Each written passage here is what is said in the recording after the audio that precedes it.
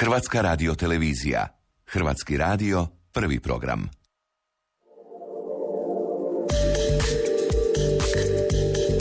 Susret. Susret u dijalogu.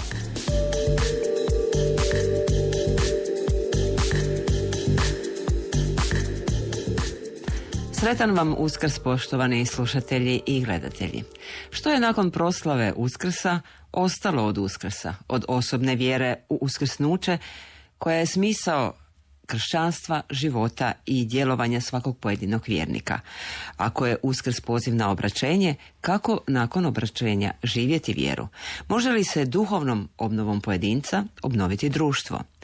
Gotovo 50 godina u Hrvatskoj djeluje katolički pokret Mali tečaj Kursiljo. Po čemu su oni drugačiji od drugih zajednica i pokreta? Koji su im ciljevi i koliko su uspješni? Ja sam Blaženka Jančić i bit ću s vama idućih 50-ak minuta, a moji današnji gosti su velečasni Andrija Vrane, osnivač Kursiljo pokreta u Hrvatskoj. Dobar dan, dobrodošli. Dobar dan, hvala Marija i sretan Uskrs svim gledateljima i slušateljima. S nama je gospođa Ivanka Samardžić, aktivna članica, suradnica tečaja Kursiljo. Dobar dan, dobrodošli. Dobar dan, hvala si Marija i blagoslovljen Uskrs svim vašim gledateljima i slušateljima. Broj za naše slušatelje koji se možete javiti u drugom dijelu emisije je 616-7001, predbroj za Zagreb 01. Pa evo na početku, velečasni Andrija, Uskrsni je ponedjeljak, kažemo, drugi dan Uskrsa.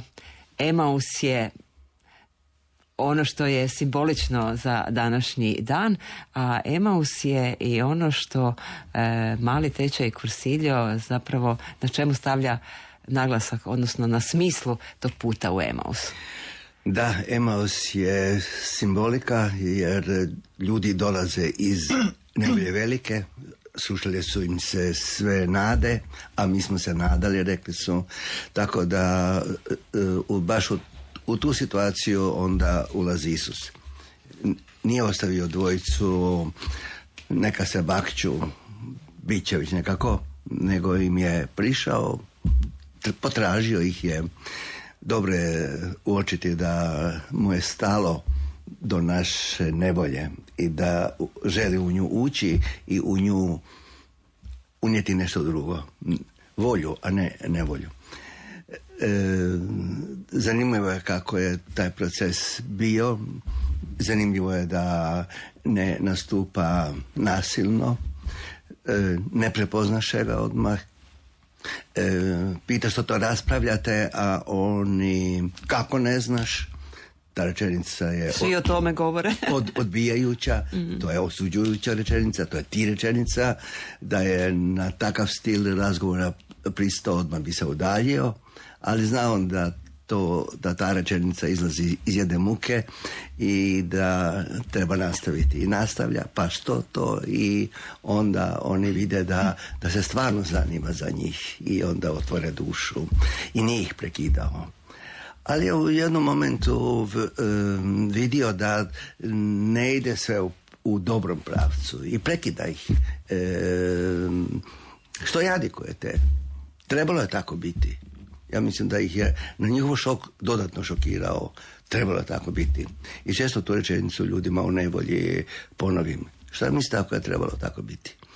I mislim da ih je to osvijestilo, jer im je onda protumačio smisao patnje, smisao trpljenja, smisao smrti, povezao je to sve u njima i oni su osjetili u srcu počinje nešto goriti, počinje vatra goriti.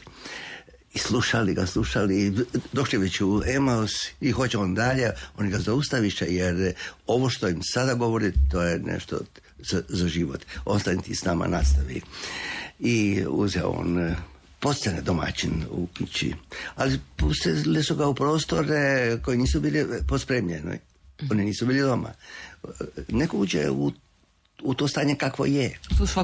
U tu svakodnevnicu, da. I to je važno da ne mislimo da moramo u svečanim odjelima samo se družiti s Isusom. U misnim odjelima, kako mi to kažemo, nego da on želi biti domaćin, on želi u kući našoj, trebalo bi puno više naglašavati kućnu crkvu od ove naše opće ili župsne.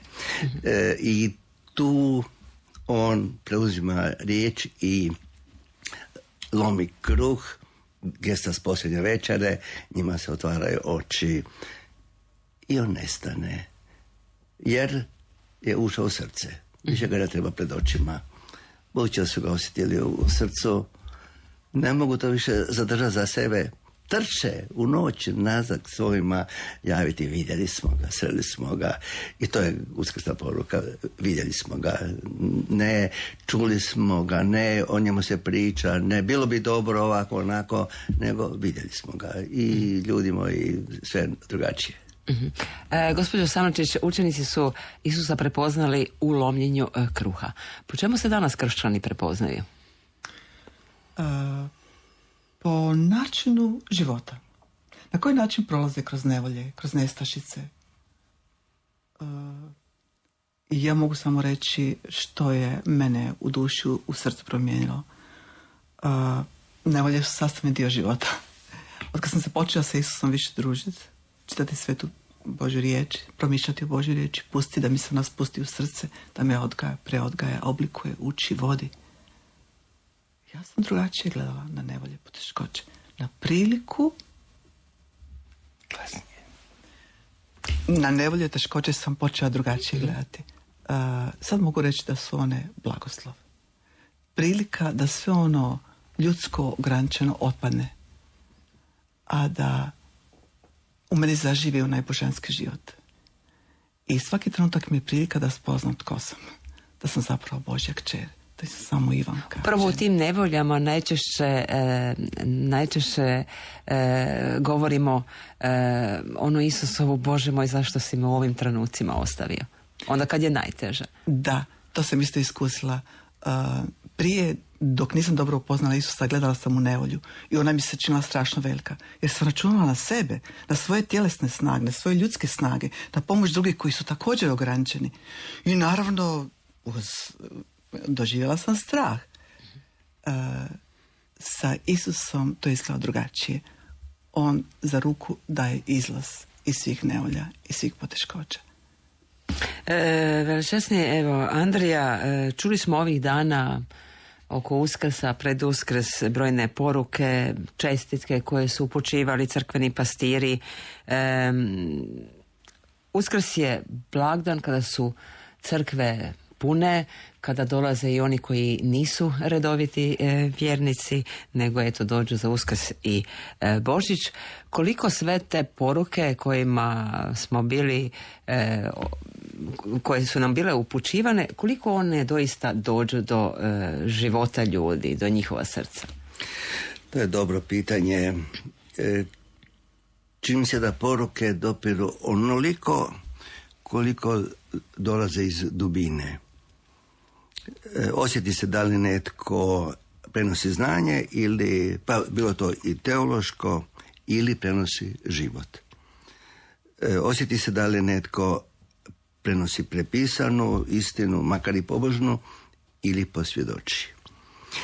Prenosi li tuđe želje ili svoje? Mislim da samo dubina dubinu dotiče. Mene jučer dotaklo kad Isus kaže nema veće ljubavi od one ko život svoj polaže za svoje prijatelje, a vi ste prijatelji moji. Ne mogu ostati isti na nečije davanje života. Treba k tome sjetiti se da nije lako danas ljudima ni slušati. Reče profesor Tilman, živimo tako brzim životom da tek pod kraj mise se uspijemo sabrati. Pa se onda mislim, Bože moj, kod su te poruke onda otišle kad ih nismo kadri, jer nismo dovoljno staloženi, mirni, nismo napravili prostora da ona može nekud sjest.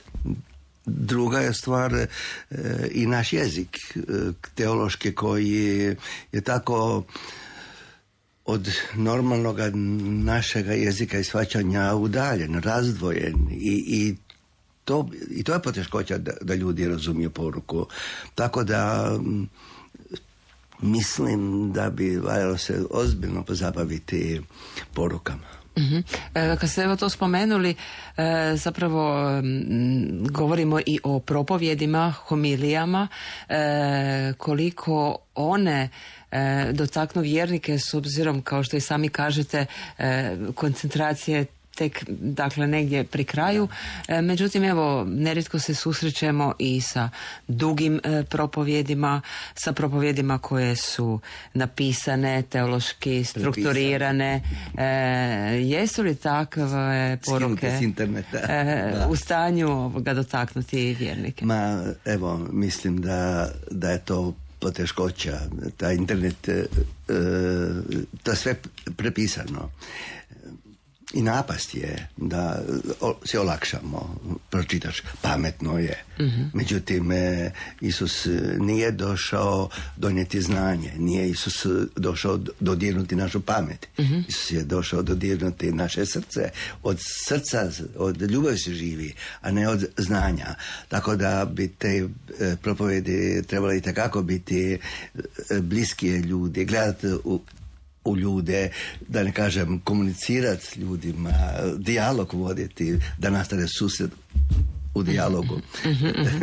Trebalo bi itekako omogućiti da i nakon propovjedi ljudi prokomentiraju stvar. Nekad su bile agape iza mise, pa su ljudi mogli prokomentirati i čuti kako je to drugi čuo, čuti što je tu bitno, da nam se pojasni.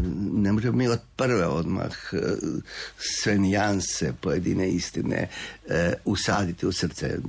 Treba proces. Trebalo bi polako govoriti, zato ja mucam da to polako ide. Da bi ljudi mogli progutati to što se kaže. A s druge strane govorim ljudima da probaju 1 sat prije mise već biti na misi, da upravo budu u mogućnosti čuti.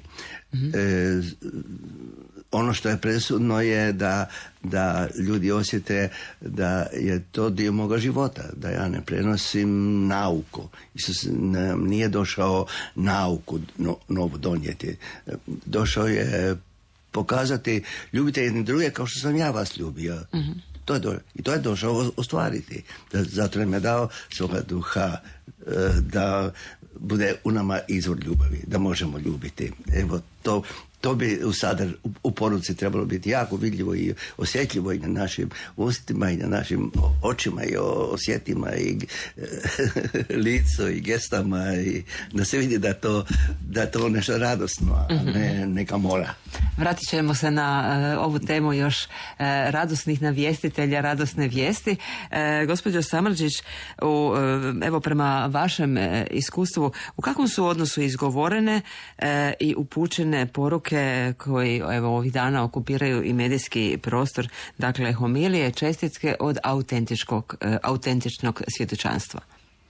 Evo, lijepo je čuti poruku, lijepo je čuti čestitku, ali imam osjećaj, barem kod mene, da ostane to na površini, da ne dodirne onaj duboki dio mene, moje srce, moju dušu. Svjedočanstva imaju upravo tu moć dodirnuti čovjekovu nutrinu. I ja se sad prisjećam jednog tečaja na kojem sam bila, gdje je suradnik svjedočio o smrti svoje kćeri. Imala je 23 godine, umrla od karcinoma. Duboko me dirnulo, mislim, to predati svoje dijete Bogu, to mi se činilo jako, jako zahtjevno. Način na koji su oni prošli kroz tu nevolju. Ja si mislim, Bože, to je valjda jedina stvar koju ne bi mogla. Ali sam, dok je suradnik svjedočio, još ne se zapamtila. Posljednje dane njezinog života on je bilježio njene misli i s nama ih je dijelio. To su prekrasne, duboke misli.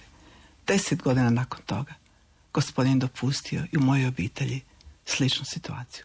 Naš stariji sin razbolio se od karcinoma, u roku od 1 godinu dana on je otišao. I ta godina bilo je vrijeme kad sam ja polako od znanja došla do spoznaje, do iskustva da je to sve istina, da se to sve može, da se može najveća stvar.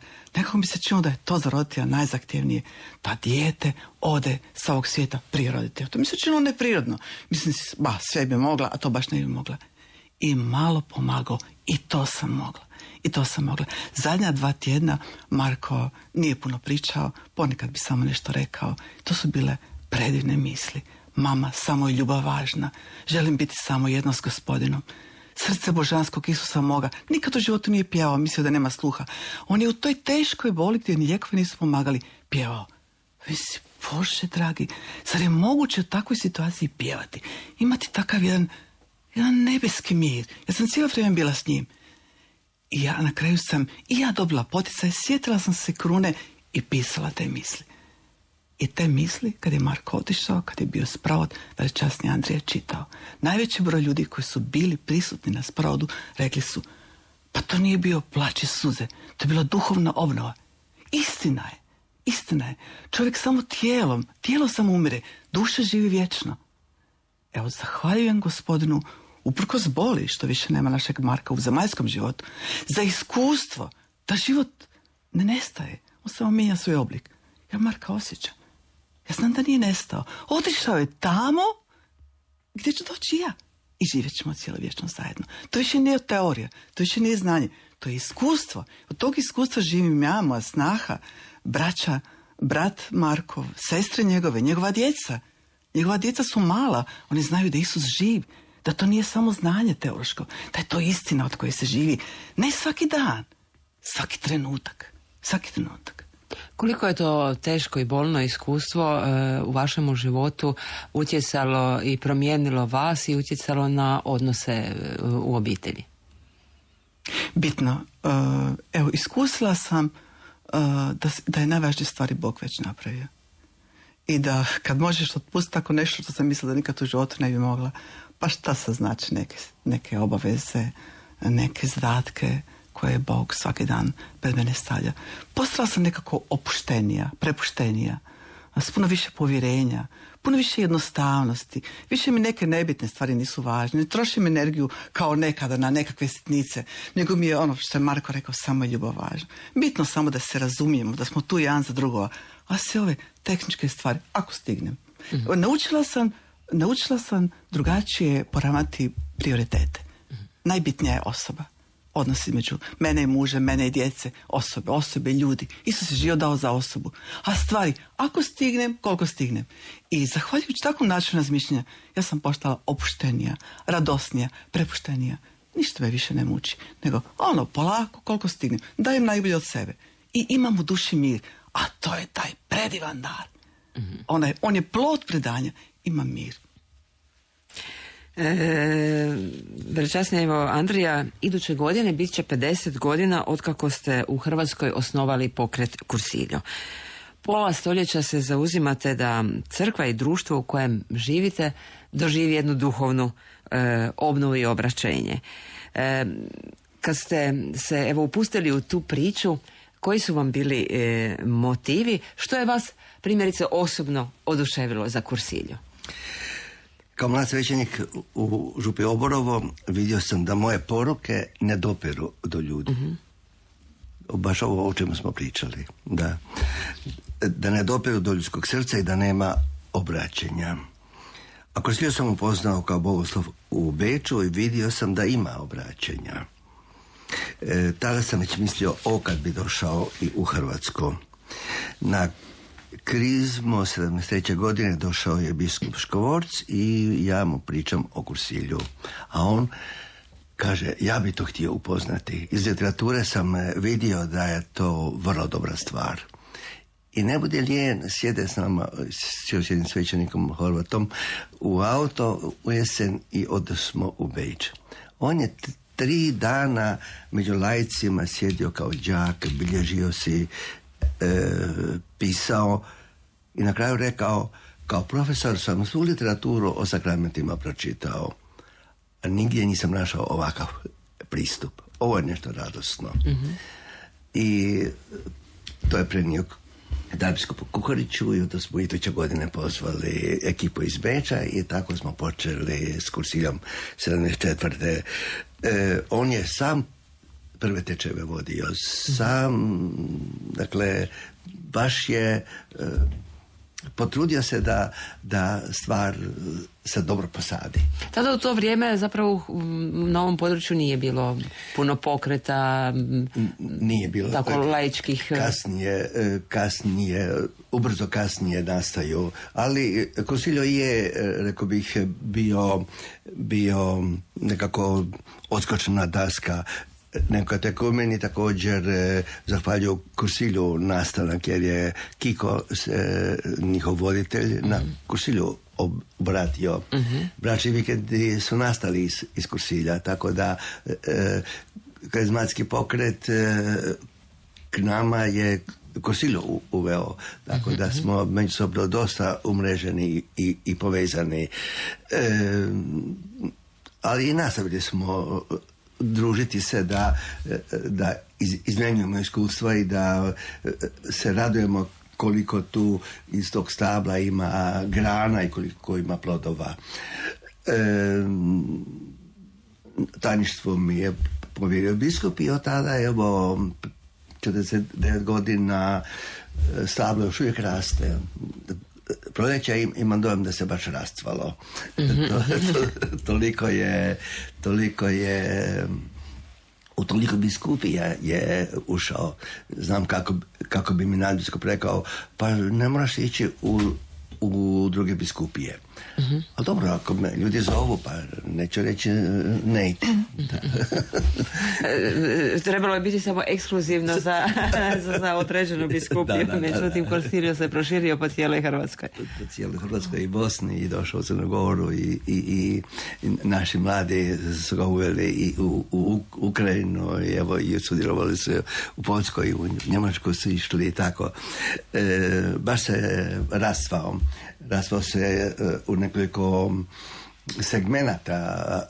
Tu je rad sa mlađim obiteljima, tu je rad sa studentima, radničkom mladeži, tu je rad sa krizmanicima, tu je rad sa braniteljima, tako niz sektora. Imali smo posebne tečajeve za učitelje, posebno za medicinsko osoblje, posebno za... Recite, koliko je tečaj Cursillo mjesto nekakve stalnosti kad vjernici se uključe na različite programe, da li se oni vraćaju, ili je to mjesto na kojem se dobije jedno duhovno iskustvo i onda se ode dalje u život?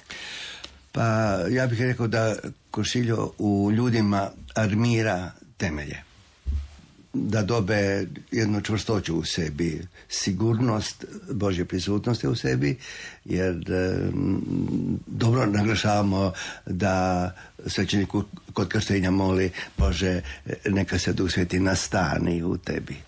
To nastanjenje nije se nikada više povukao nakon što se nastanio. Tako da je važno da ljudi osjete Božju prisutnost, makar, evo, nismo to učili ljude, ali Cursillo je okrenut odraslima, kad oni to mogu razumjeti, i onda vide da kad odvrte film u svom životu nazad, da je bilo djelovanja Božjeg, da je bilo toga duha u njima. A kad kažete namijenjeno odraslima, evo znam nekoliko bračnih parova koji su zapravo dosta aktivni u Cursillu, ali koji su tu svoju blizinu s Cursillom prenijeli i na djecu. Da, to su poželjeli odrasli da njihovi mladi, pa smo onda uveli tečajeve za mlade, pa su onda mladi se također osjetili potaknutima da naprave nešto za još mlađe, pa sada vodimo Cursillo za krizmanike. Kod nas je to 8. razred, u Dalmaciji je više manje 2. srednje, ali su mladi vrlo angažiraniji nego mi odrasli.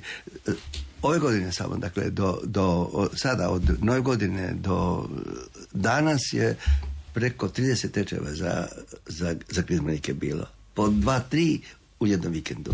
Nevjerojatno koliko mladi žele sudjelovati u Vi zapravo i nakon 50 godina u Hrvatskoj još više dalje rastete. Gospođo Samardžić, kakva su vaša iskustva sudjelovanja, aktivni ste u Kursilju i možete li nam prenijeti svoje iskustvo prvog susreta s Kursiljom? Moj suprug je slušao emisiju na Radio Mariji koju je Kursilj imao jedan put u mjesecu. I silno se oduševio s koliko radosti ljudi pričaju, čak i poteškoće koje su prošle u životu. I on veli, ženo, pa ti bi trebala otići na taj tečaj. To je brzo tebe. Ja si mislim, pak se toliko oduševio, zašto ti ne bi išao, zašto baš ja? Si mislim, pa dobro, idem, pa ne bi bilo loše da, evo, malo izvojim vremena, da malo zastanem, da odčitam šta se to u meni događa. Bilo je nekakvih nemira i trebalo mi je vremena. I kad sam došla na tečaj, posebno oduševilo nešto posebno. Ja sam iz kršćanske obitelji i živjela sam sakramentalno. Evo, recimo, velečasni Andrija prenosio je teološka znanja, ali na jedan drugačiji način. Kao onaj koji to sve što govori i živi. To me duboko dirnulo. Duboko smo dirnuli svjedočanstvo suradnika. A posebno mi se dopalo, nakon što smo oslušali nagovor svećenik i svjedočanstvo suradnika, što smo o tom svemu u grupi razgovarali. Ja sam inače po naravi ovako dosta zatvorena, nisam baš pričala o sebi, o svojoj nutrini, ali imala sam masku, ja to sve mogu, sve ok, a unutar se kuhalo. I tada sam ja u tom ozračju međusobne prihvaćenosti, imala sam osjećaj da sam ja dobra, šta god da kažem, šta god da mislim, koju god svoju slabost pokažem, ja sam se počela otvarati. I to mi je bilo Zapravo je bio cilj te grupe, šta si ti čuo, šta te dodirnulo? Tek to što me dodirnulo počelo je mijenjati moju nutrinu. I prvi dan nakon Kursilja dolazim u župu i kažem župniku, ja sam bila na tečaju, on nosi knjigu pa veli, evo upravo tražim čitače, nema nikoga. Čitajte čitanje, ba ja ovako zatvorena, kako ću ja čitati? Međutim, uzela sam knjigu i od toga dana pa dalje stalno čitam svakodnevno na svetoj emisiji. Znači, nakon tog dodira, ako me Bog dodirao preko svjedočanstva drugih osoba, ja sam se počela otvarati. I to otvaranje je bilo uključivanje u župnu zajednicu. Poslije sam osjetila silnu ljubav prema Božjoj riječi. U župi je već bila liturgijska grupa gdje se čitala i razmatra nedeljna čitanja. Uključila sam se kao voditelj u tu liturgijsku grupu. To je isto bilo jedno posebno iskustvo. To nisu bili samo suradnici Kursilja, tu su bili drugi župljani. Muž je bio u Caritasu, ja sam se uključila u onaj drugi segment razgovora sa osobama koji su potrebni, on materijalno, a ja fizički, a ja duhovno. Pa onda vidim odjedanput da mi se nekako izoštrio i vid i sluh. Vidim izraz lica župljana.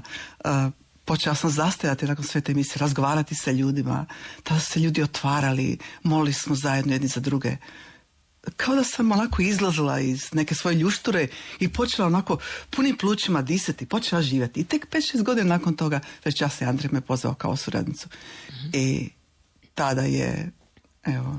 Kako su vaši prijatelji, obitelj, poznanici, vjernici na župi gledali na vašu promjenu?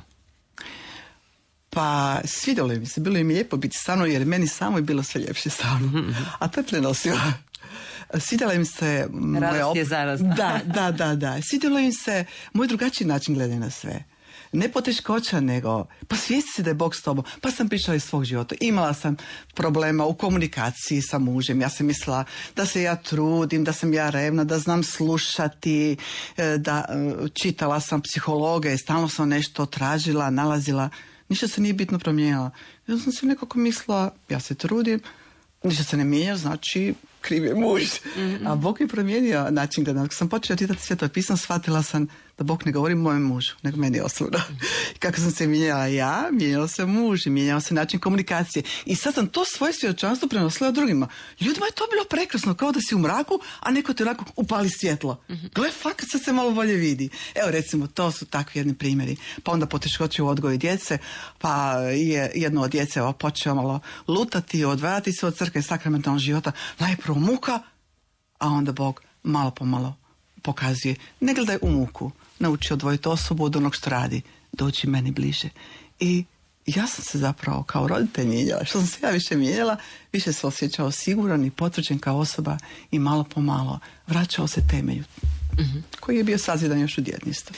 Zapravo, evo, u tom odgoju niste bili sami i u toj situaciji Tako niste bili je, sami. nisam bila sama. Trenutak je i za pitanja naših slušatelja. Broj telefona na koji nas možete zvati je 616-7001, pozivni za Zagreb 01.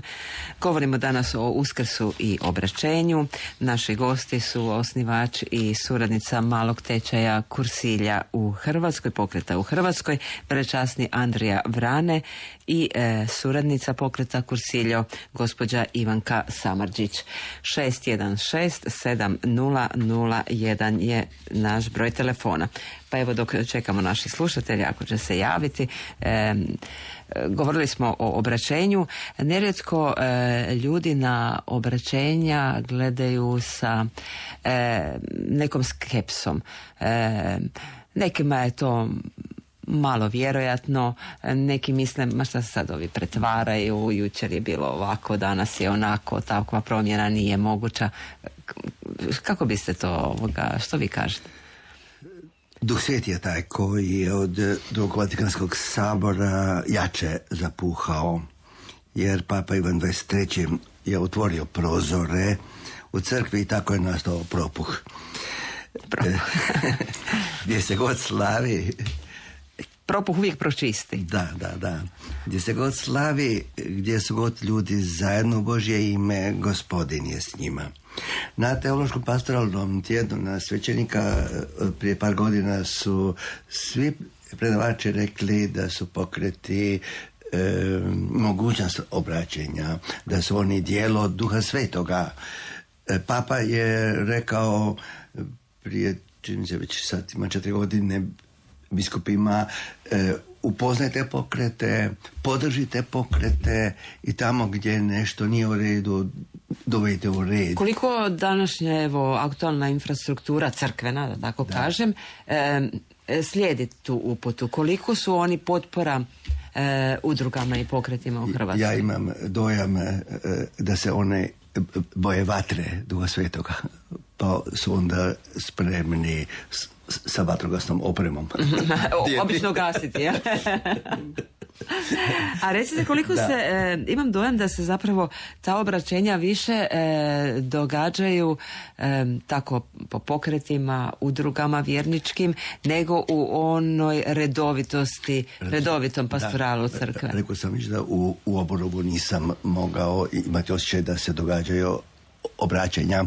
Obraćanje je složen proces, jer je u pitanju od nečega se treba odmaknuti i k nečemu se treba okrenuti.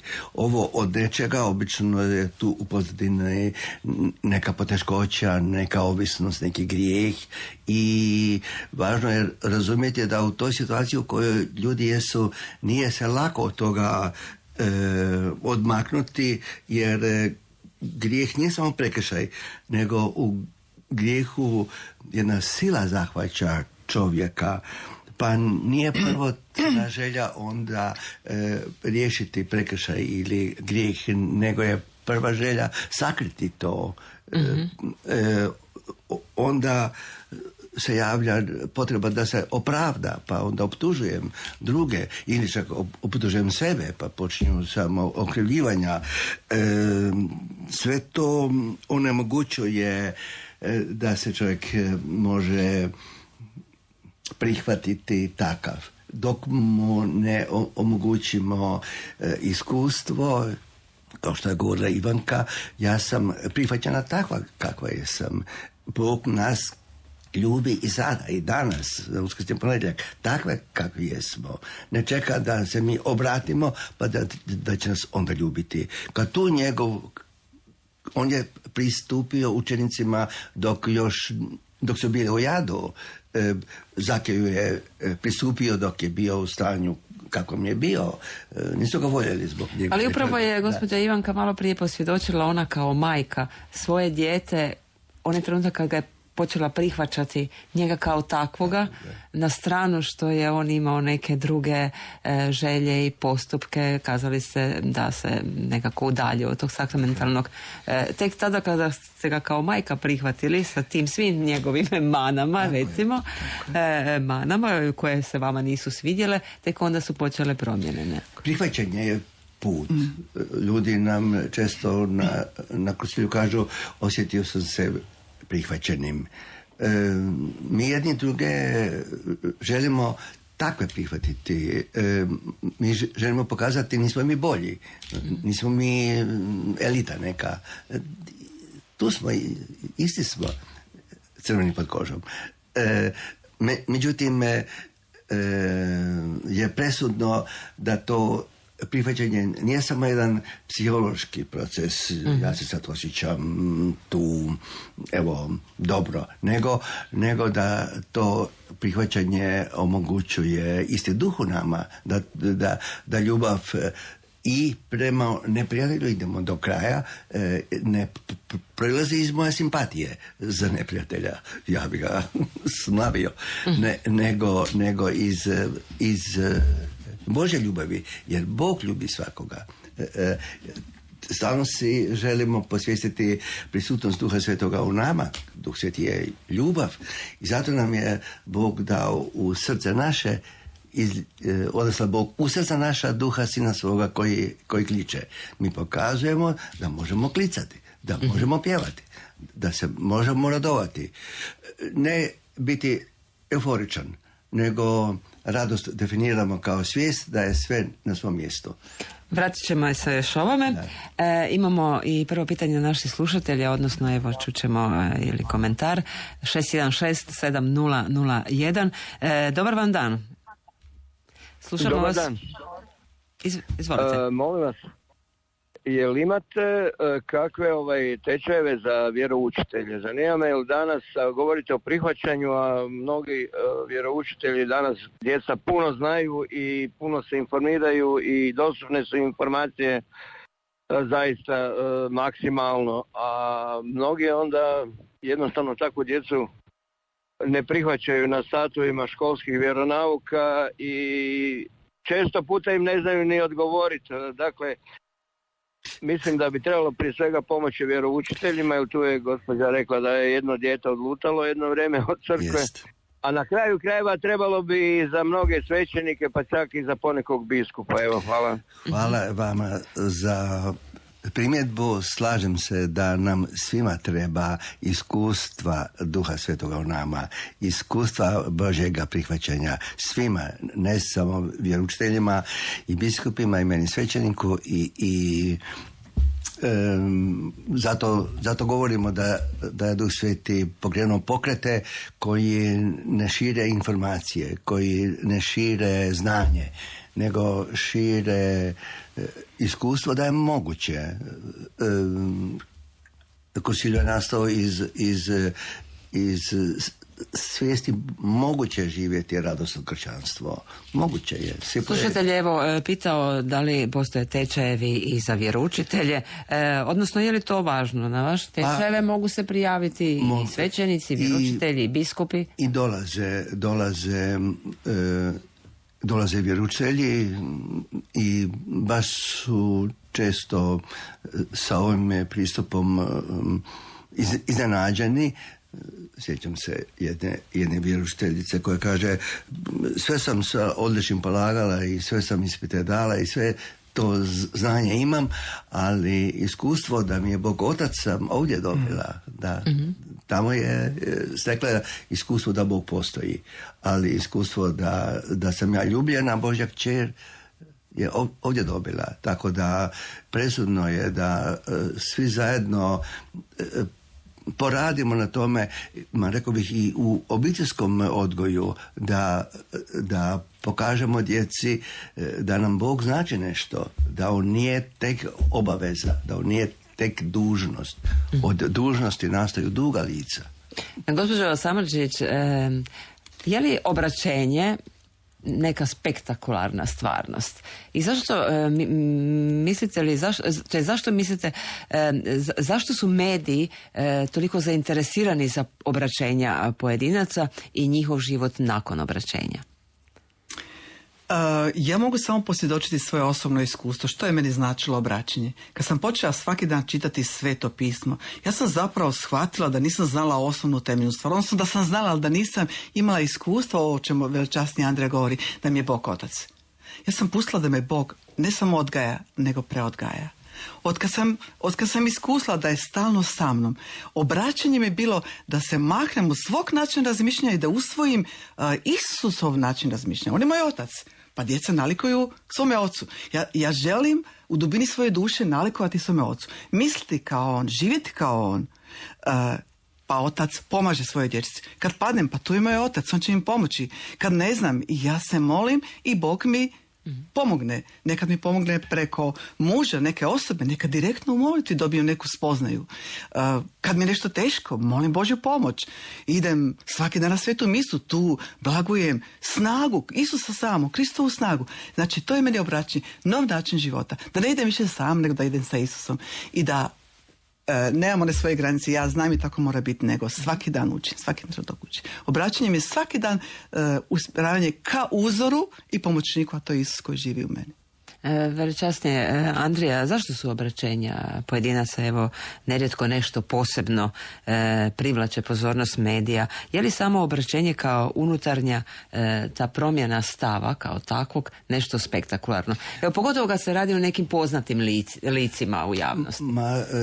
To mediji ističu i s druge strane ljudi trebaju uzore. Mi smo jako svedeni na sivu svakidašnjicu, gdje nema usita, gdje nema klicanja, rekao sam. Zato je potrebno vidjeti da netko za koga se misli da samo zarađuje, da taj ne živi samo od novaca, nego od duha. Zato je dragocjeno imati takve uzore. Međutim, ono od čega taj uspjeh dolazi nisu novac, nije slava, nije moć.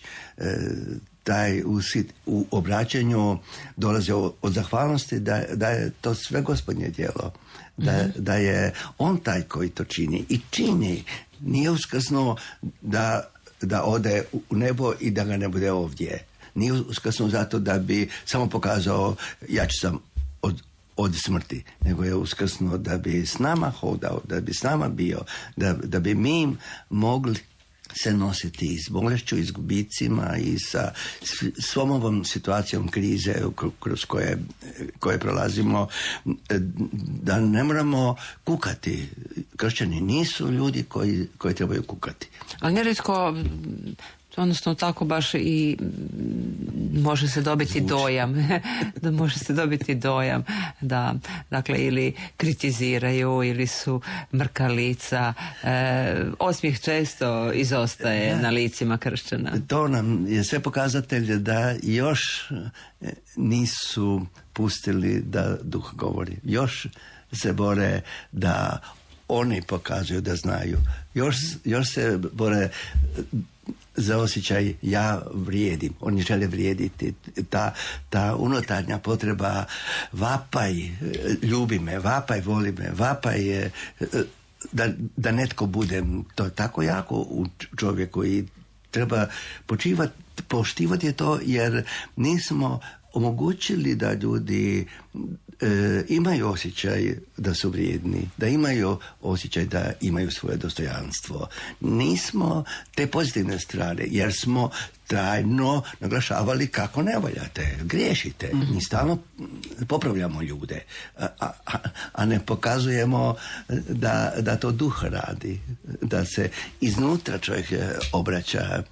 Kad mu pokazujemo da ima izvor ljubavi u sebi, onda ne mora moljakati ljubav izvana, tražiti na raznim načinima.